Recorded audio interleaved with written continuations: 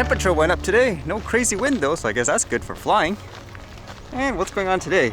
I guess for flying, it says here in Israel, they're already doing things like drone taxis, and hopefully, they say anyways, this will be like a regular thing, I guess.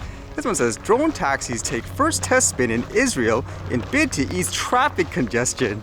People always joke about that. When's the flying car, per se, coming so you can just whiz by all the traffic? It says here, the first air taxi test flights conducted in recent days are part of a NIS 60 million two-year government-led pilot project, also known as Israel National Drone Initiative, which was originally established in 2019 to create a national drone network and prepare the sky for drone deliveries across Israel, together with regulators and private companies.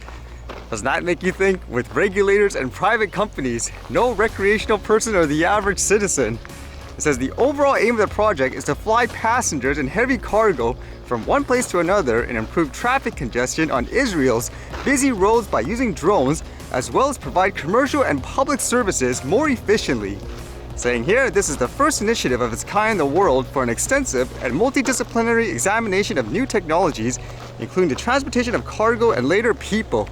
And there will be a lot of them, I guess. It says to safely deploy and monitor hundreds of drones operating in the same airspace as manned aircraft, the INDI initiative is also working on the development of a system of aerial routes in the skies. The system will allow different types of drones to fly simultaneously for various purposes, including healthcare, commerce, security, safety, and in the future, passenger transportation. So that's kind of like what it's like in a lot of other places around the world. Lots of focus on commercial uses and so forth. Eventually, will this mean recreational people will be kicked out of the skies? Basically, you have no rights to fly, I don't know, anywhere just to take a picture, for example. Even if you want to fly below tree lines, like an FPV drone or something like that. That seems to be the trend in many cases, as most people are just accepting it, I guess.